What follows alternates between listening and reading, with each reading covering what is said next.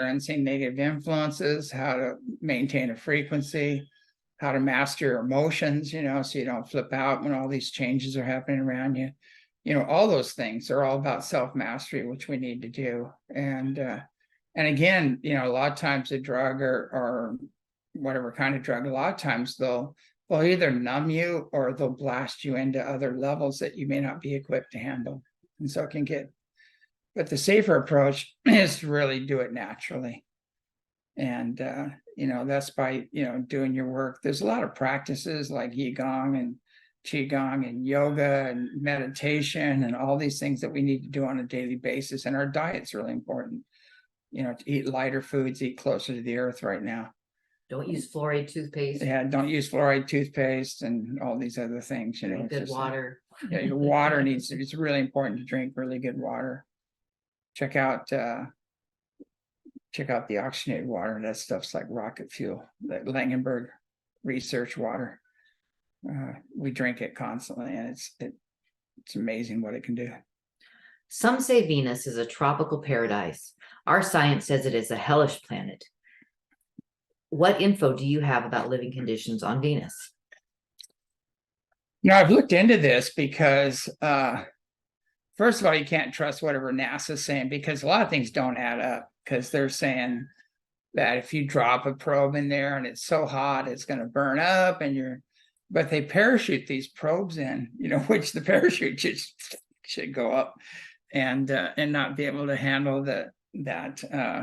Yeah, just nothing's making any sense about what they're saying. So with NASA, you know, NASA's never a straight answer, and they are not our friends. If you look at the NASA papers, Google that, you'll find out that I wouldn't trust them. But and there's different levels of NASA. There's the dark NASA, you know, the dark projects and things like that. So all that stuff is hard to figure out. But I think there's dimensions to Venus. I think on one dimension it's beautiful. It's like probably a paradise, and maybe on one dimension it might be like a hellhole. I don't know. So it's just like Earth. You know, there's different dimensions to Earth. So I think we need to look at it that way. Have you heard of the development of 12 chakras within the physical to facilitate our growth and evolution?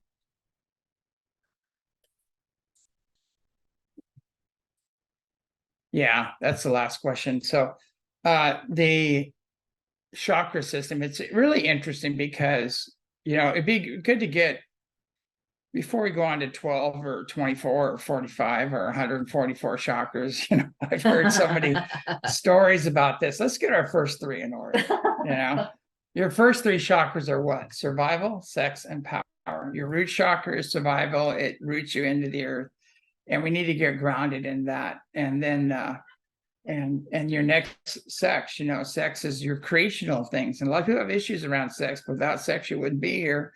And this whole planet probably would not have any life on it, you know. So even plants have sex, you know, you've got a male fruit and a female fruit, you know, and things like that. Anyway, so it's just a different delivery system. But we need to get away from the issues around that. And then you've got, so you have survival, sex, and power. So the problem right now is the misuse of these chakras. And so a lot of people think power will save them, will help them to survive, and it'll help them to get sex. And other people think sex will get power, will give them more power, and try to use sex to get more power so they can survive. And that's fear. And all those misuse of these energies right now is crazy. And so if we can, I think we really need to focus on the first three chakras, you know, put the God within in charge of your survival, you know, your sexual energies. Be really clear, you know, if there's a soul connection and there's something you have to finish or evolve through, you know, be really clear with sex. It's not something to be used as a tool or manipulate or anything else. It's a very sacred energy. And the same thing with power. Power should be used to empower you to finish your own soul purpose, your own unique soul purpose, your own mission here. And it should be used to empower others, to help others. And so if we can get our first three chakras in order, I think it's really important. to do that. And then we can go into, the heart, love chakra is love felt for everybody, the throat chakra, which is love expressed, and the third eye, which is God seen in everything. Your third eye opens up and you start seeing all the other dimensions and everything. You see the good, bad, and the ugly, and the positive, and all the, you see both realms. So you better learn how to heal when that chakra opens up. And the seventh chakra is your connection to God, the creator. So if we get those straightened out, then we can go on to all these other, you got chakras in your hands, you've got feet, you got the whole body is like an energy system, with little vortexes on it. So but I really think we need to get the first three chakras aligned and in order, and clear out any old social engineering and programming. And God, we can't even get the gender straight right now. It's on this planet. So it's like, yeah, and that's for a reason, So anyway, we have to clear up all the wounds and traumas and wrong conclusions from past experience. We have to get away from the social engineering and get really clear within ourselves, so we can ascend and go forward, in our own ascension process. I think I'm not sure how much more time we have. I think we're getting close to the end of the hour. I'm not even sure what time we started, but we're probably gonna have to wrap this up. The best suggestion I can give right now is, have fun with this process we're going through. I know it's rough. I know it's tough. The only reason we have personal problems because we think we're a person. We're much more than a person. We need to go within and connect on a soul level, and all of our problems fall away easily. And so connect with the higher levels of consciousness. And a lot of our problems just fall away. They're not problems anymore. What happened to me once, I was having a real situation with a woman that I really liked this woman, and I was dating her, and it's a long time ago. And she was hanging out with this band and liked these two guys in the band, and was come up to me and she would say, and this is back when I was 20 or so, and in the mid-20s or so. And so finally I was going, it was really tearing my heart out and everything. And I was going, I don't know how to deal with this. And then Kaziko came in, which is, they refer to Kaziko as the god of eternal bliss. It's a Kasia and Ezekiel merge. Came in, pulled me out of my body up into the heavens, and the earth was like a pinhead. I was looking back at the earth, and he said, this is who you truly are, and there's your problems back on earth. And so when I came back to earth after that, I didn't have any problems. Problem solved, So I just couldn't even go there. I couldn't drop into that fear and hurt and abandonment or all these other. I couldn't even go there. Anyway, so it's kind of an interesting outcome. So a lot of our problems are coming from misidentity and attachment to other people solving our problems and other people taking care of us and things like that. So we have to become sovereign. We have to love ourselves, accept ourselves, approve of ourselves, and find that within. And then you're not going to be whacked around by these other energies, and learn how to heal unseen negative influences, because again, there's a multidimensional war going on. So there are beings out there that are trying to really take you out. But it's really deep, and it's really old.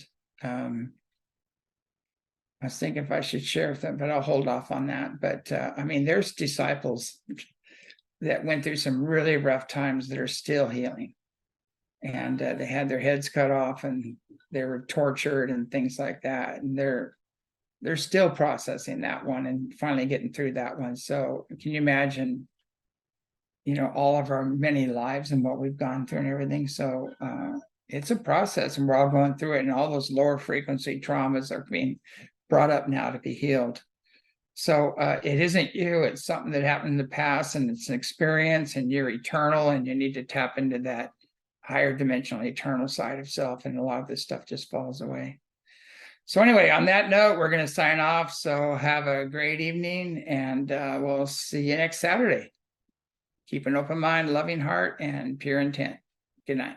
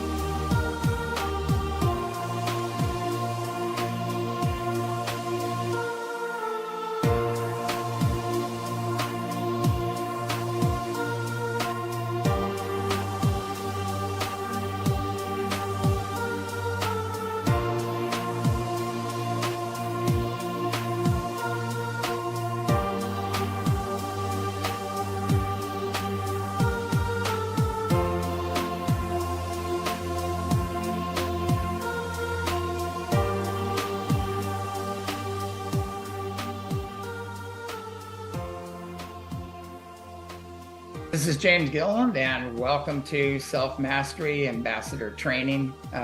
This is like 40 years of intense study with lamas and yogis and masters around the world, as well as information coming from multiple near-death experiences and things of that nature. That's where this information comes from. So it's very in-depth, it's multidimensional, it covers all the dimensions, and there's so much more to the story, and that story will unfold within each person that takes the course. It gives valuable tools in healing unseen negative influences, who is who in the universe and the multiverse, pitfalls to avoid, and to keep yourself clear in your own ascension process. So anyway, basically, we've had over 40 years of documented contact with masters and saints and sages and ships flying over, and it's all well documented and photographed and videotaped. So anyway, enjoy this class, and hopefully it empowers you to make your own personal connection with Creator.